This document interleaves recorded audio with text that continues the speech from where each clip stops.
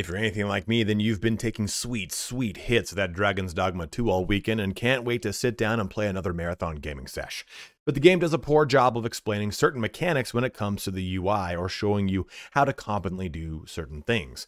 In this video today, I want to help you get better at the game by explaining some of the more obscure portions of Dragon's Dogma 2.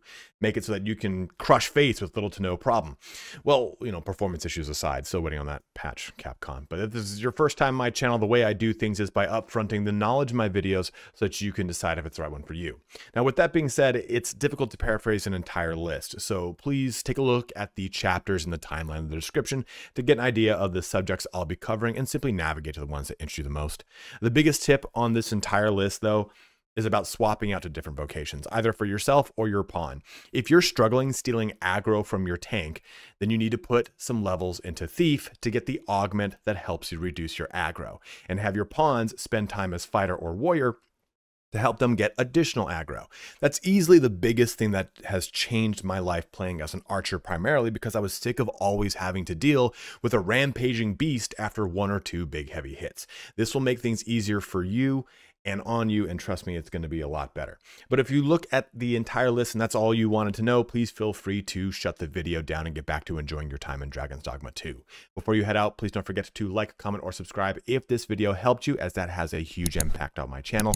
And if you've not yet picked up Dragon's Dogma 2 for the PC, you can use my link to my Capcom affiliated Nexus Store in the comments section below. This will get you a key directly from the developer, and I get like a 20% commission, which goes a long way towards supplying my mini Aussie's vicious treat addiction. You can also find my pawn code in the description and comment as well. But let's get started here on how to get better at Dragon's Dogma 2. And one of the first tips I want to talk about is actually going into the options menu, going into game settings, and then coming over here from game settings to priority of materials to combined and destination of combined items. So you can swap this around. By default, I think it's like this. So priority of materials to combine means that select whether items should be taken from the pawn's inventory or from the player's inventory first. We're going to set it to pawn. This way that every time you're in the game world and you're looting things, just either have your pawn loot it or send it to your pawn. And then when you come back to start doing a bunch of combining of all these materials, which is going to be our next tip, don't worry about it, you can use destination of combined items. You can be player, item storage. I thought you could do pawn, but player or item storage. You want it to go to item storage. So this way, it'll pull from your pawn to make items that you're trying to combine, and then it'll place them in item storage. This just saves you navigating through a bunch of different menus, your own inventory, going to deposit, to withdraw, back to your inventory, to your pawn's inventory. It's a headache. Having it go like this will make the game automatically put anything that you craft go right into item storage. So this means you save those settings. We come over here to our let's go over here to this guy, because it's going to become part of our second tip, and we go to organize storage and then to combine. And doing any of this, it's going to pull firstly from my pawn and then place immediately into our storage. Let's now go into a little bit more information on this. So when it comes to combining, you can just simply go through this list and go, okay, I'll take a ripened apple. Okay, let's do, if it's grayed out, you can't use it, obviously. So it's like, this is grayed out, so cannot be combined. Let's go with like a Moonglow here. Let's go with maybe Sunbloom or Syrup Leaf. This is going to give me a bunch of question marks. Or if I go over here to Green Warish, or whatever, how you pronounce that, into any of these, it's going to give me a bunch of Sulburious Drought. All these fun items. You can do this however you want, but you can also press right bumper and on, let's see what it is, on E on PC, and just use recipes. All the recipes for the things you've unlocked are going to be in here. And if you have things that you haven't unlocked, you can go all the way down and you just got a bunch of question marks. So you just go ahead and let's go confirm. Cool, we just made Soothing Brew. In the lower right corner, it tells me use it to cure silence.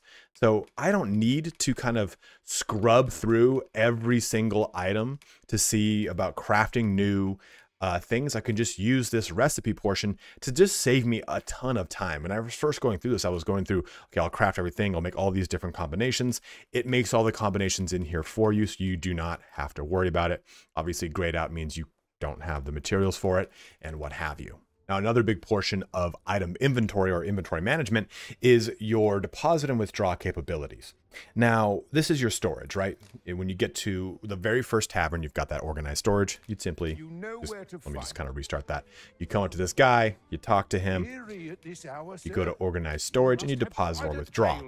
But one of the best things that you can do, that took me actually quite a bit of time here, is I'm going to go over to my materials. I can press A and do every single one, or I can press X on my controller, or Shift on PC, and go through this and just select them. And then once I'm done with that, I press A and all of them go into my stash immediately. And I can just simply go over here to another character and we can do the same thing here, right? Okay, all this. All right, well, that's good. We'll send that right to the stash. And that just saves you so much time rather than having to go through the quantity of every single item. Like, okay, go into here, do this. And one thing you should really know too about using the stash is that, or the storage, too many action RPGs in my life. When you're using storage, things that would degrade, such as this beast steak or this aged beast steak, they will not degrade if they are in storage. So storing things is absolutely crucial. You can see at the very bottom of the screen right here, I'm at 134 of 1,000. So a stack, if I were to stack 1,000 of these, it does not go towards that 1,000 limit. Only one of them does, the parent item does. So use this to the best of your ability, and it will enable you to have a ton of time cut down and also a ton of resources to do a bunch of combining later that you then can just pull from your stash or what have you. And it's worth noting that anytime you go to enhance equipment, it will pull from your stash, your organization, your storage, without having to actually be in your inventory. So you don't have to run back and forth. You simply go do an enhance item at any of the item vendors that allow you to do it, and it will pull from your storage to do so. And another big item inventory management tip here is with these context clues. So if you look right here, you can see 4 icons. This icon, which stands for the Arisen, this icon, which stands for your main pawn, and these 2 icons, which stand for pawn 1 and pawn 2. You're going to see those icons replicated, and you can see them all right here as well, right? You can see these icons replicated if you take a look at any item over here. So when you see these things, this is telling me that there are no syrup wart leaves on any of my 4 characters, but there are 6 in the storage. And if I kind of go through this list here, let's take a look and see. Okay, there are 11 Salburious drafts on my character, but none on the other ones, and 11 more in the stash. So you can use this to kind of get a real quick kind of context tip of who has what, where, and which pawn, you know? This is going to be super useful for you when it comes to buying things in a shop, trying to allocate items to any of your pawns, whatever it is. You can simply use this menu right here to get an idea of who has what where. And this is then replicated further. We jump out of this screen and go into our quests. You can see this information right here, which is telling you that your main pawn has information on this quest. Same thing here. The first pawn in my list has information here, pawn 1. So that is replicated right there, of course, right? So just anytime you look at your items menu, you can see that. Now, another really quick little tip here for you is jumping to and from the start menu.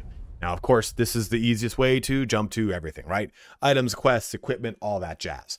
If you have a PS5 controller, or if you are playing on a PC, you can simply press the PS5 controller and it will immediately jump you to map.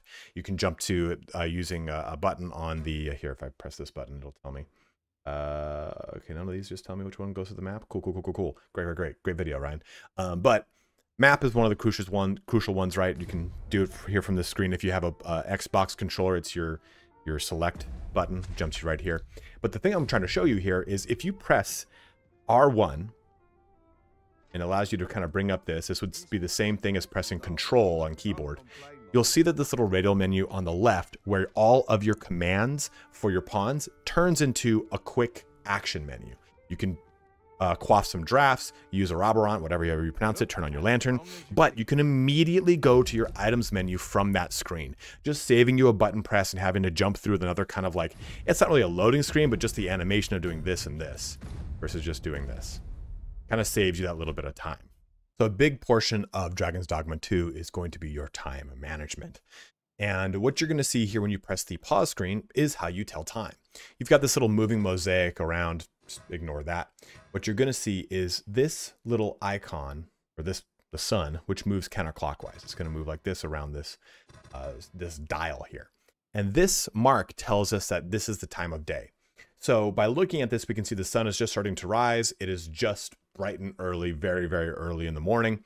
And if I press B and jump back into the game world, we can see the sun's pretty much replicated roughly where it is in the dot, right? I'm looking to the east, the sun's starting to climb. And if I press pause again, it's now moved itself up a little bit more. So you can find it all the way over there as it starts to rise. So if you're wondering, man, is the sun about to go down? I don't know. You can go ahead and press pause and see, is the sun over here? Well, the sun's about to go down and it's about to get nighttime. So this is how you're going to manage time in Dragon's Dogma. Using the go command with your pawns is going to enable you to have them point out any specific things that they find. They'll tell you, hey, I'm going to take you towards the quest, or hey, I found a rift stone, a treasure chest, whatever it is. Make sure you're pressing that up button to send your pawns en route to those locations, but also keep in mind that anytime you encounter any monsters, you're going to need to press that again to refresh their command to go and find the location that they desire. This can get a little wonky. Sometimes you have to kind of backstep a little bit to get them back on the scent of it, as they might start sending you towards a quest that they have got knowledge of. But using go is huge, because they will also, if you press go, all the pawns that are not geared towards showing you an objective or a specific item will just go and loot things around for you. So using go is one of the things that I do a lot to help cut down on time for me. Swapping vocations is absolutely key to having an effective time in Dragon's Dogma. And that's not even much of a min-max conversation. It's more about talking about using augments to make it so that your playthrough of a specific vocation is easier, better, and more fun. So take, for example, the Archer. I've been playing Archer a ton. And you can go ahead and press shift here and jump over to these. And this is, okay, this one increases your stamina. So this is an augment that I can use on all my vocations that it's really going to help me out. Or stuff like this, cause your lantern to consume less oil, increase damage dealt when striking a target's vitals, which is really good, enables you to clamber up cliffs and scale foes and other surfaces more quickly. All these things are really helpful. But if you're playing an archer or a mage maybe, and you're like, man, I keep drawing aggro, well, you're going to want to spend some time as a thief. This allows you to get subtlety, decreases the likelihood of being targeted by foes. Things like this enable you to kind of stay under the radar so you can do DPS. You don't have to worry so much about constantly pulling off from your tanks. Or gratification here, which heals you a little bit, reduces stamina consumed when struggling in a foe's grip, or reduces stamina consumed when clinging to or pinning a foe down.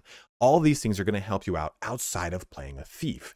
And furthermore, if you are playing maybe a DPS focused class, jumping your pawn onto fighter for a little bit will help you out, because they'll be able to get stuff like this, which increases their physical defense, but mainly provocation, increases the likelihood of being targeted by foes. So if you go and select any pawns in the game world, you want to make sure that they've got augment. Or if it's your main pawn, that not augment, they've got the augment provocation. And if it's your main pawn, you want to make sure they take provocation.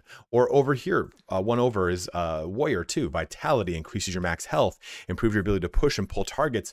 So all of these things will kind of help you out when it comes to holding aggro, gaining aggro, whatever it is, for whatever class you want to play. But this requires you to swap vocations of both you and your pawn to maximize your augments on your main character.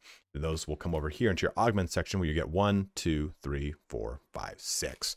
And I've got quite a few to already pull from. Every time you head back to town, or maybe even when you find yourself next to a rift stone, you're going to want to swap your pawns out. If you take a look here, I'm level 27 and my two main pawns are 25 and 25. So it's getting ready to swap these guys out for other ones.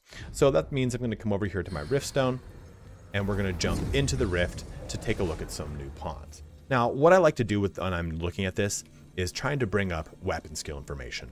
This way I can target any kind of mage who has specific healing capabilities, or maybe take a look at a fighter who has specific fighting capabilities, or maybe I want a thief and I want the thief to have pilfer so it can steal for me. Like, take a look at Phineas here. I'm not going to take him because he only has this one skill, versus Night Song, who's 6 levels lower and has all these range of skills. Now, when it comes to the level, if the pawn matches your level, it will not cost you rift crystals. Now, if it is above your level, for every level above yours that it will cost you rift crystals. And sure, that's on a sliding scale here, right? So Lilith over there, level 28, is 31 rift crystals. Phineas over here, who's 29, is 68. So that's what? An extra 35 rift crystals.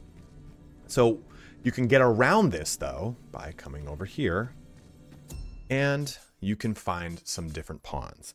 Now these pawns, friends pawns, are all going to cost you 0 rift crystals. So I could bring Sarah over here from whichever one of my friends has Sarah, and that's a level 31 pawn. It's not going to cost me the rift crystals, even though it's above mine. Also too, if I look at previous hired pawns, this is still going to show me, yeah, it's going to cost some, right? So this can be a cool way to pull in some of your previous ones, but being able to pull in any of your favorited pawns will also show you that, hey, it's still going to cost you a little bit of money.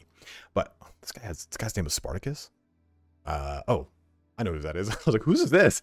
But you can also circumvent this by using any pawns that you find from forgotten rift stones. Those are the rift stones that you find on the game map that are broken. So when you look around the map and you see this is a normal rift stone. But if you look at and find any of these kind of broken looking ones, if I could ever find one in the middle of this very not helpful video, those broken rift stones don't tap you into the Nexus, which allows you to bring, or the Void, which allows you to bring, here's this one, allows you to bring in more pawns. This is what allows you to bring one of a supercharged pawns that are usually above your level, have a pretty good selection of gear, and they are free rift crystal wise. So you can go ahead and access these and get a pretty good pawn from them. Now back to your favorite menu in the game, the inventory one. What you're really going to want to make sure you do too with your pawns is give them curatives of some sort, especially if they have the Churigen specialization where they can use curatives on you. And they won't use your curatives in your inventory. You'll have to give them some of your own, which is actually quite fine, right? Because you have only a finite amount of carry capacity. So if I give, you know, let's just say my main pawn 5 of these, going to help me out carry-wise, and they can now use them. All of your characters will not heal themselves if they do not have the capability to do so using curatives. So make sure that you use these on all of the pawns that you have access to. And if that pawn dies, any items they have in their inventory will get sent to your storage. So don't worry about those pawns dying with all the curatives or maybe materials you've got on them. It's no big deal. You have to personally gift items that you want them to take with you or with them. So don't worry about losing anything. It's always going to come back to you. Now, you've probably seen this little icon on the main capital map, the Diviner's Salon, and you've probably wondered what the hell it does. Well, maybe you took a small break from the game, or it's been a couple days, or maybe you just don't remember what happened the last time you were playing when they talked about a specific quest. Well, what this Diviner is going to do is it's going to take any one of your active quests and it's going to give you either a hint or a little bit more information on what to do to complete it. So for example, here, the Scaly Invaders, this says wait a day, then return to Harv Village. This is going to be pretty straightforward. It's sometimes pretty cryptic, but you pay 50 gold ducats. And it says, venture to Harv Village, the next milestone on thy path. Easy, right? But what about one that's a little bit more obscure, right? Like this one doesn't really have much information to tell me. Watch the beggar as he goes about his day and see if you can find out how to make how he makes his coin. So we set that to our active quest. We're going to go back here, talk to her, and pay our fee. And consider thy path with a cautious eye and an open mind, lest the light of revelation forsake thee. And it's basically telling you, do this at night, or do it when it's starting to go into night, and you'll be able to kind of watch this guy, see what he does, and you'll figure it out. Sometimes they're super cryptic, sometimes they're pretty obvious, but this is a way to kind of get back on track if you've lost sight of any quest or what you're supposed to do. The Diviner is going to help you out with that. And at that, it brings our video here to a close. So hopefully these tips helped you out. None of them are particularly earth-shattering. A lot of them just came from me bashing around the UI long enough to figure out what all these little things meant, or going into the game settings and doing this or that. And, you know, maybe you didn't know how to tell time, or maybe you didn't know how the item storage system really works in the game. You just kind of stored things indefinitely and hoped for the best. And maybe this kind of broke that mystique, or maybe you knew it all. So go ahead and let me know in the comment section below if there's anything that comes to mind for you that really worked out in your first couple hours, or maybe you're now your 20, 30, 40, 50 hours of gameplay in Dragon's Dogma 2. You're like, you know what? I just wish I had known this earlier. I wish I had just put my time into Mage in the beginning to unlock the augmentation that speeds up my stamina regeneration. I would have been way better off with all my other vocations. Whatever it is, let it be known in the comment section below. I always like to try to make sure there is as much information disseminated out to the people as possible. But as always, thank you so much for watching here today. Have a good one and take care.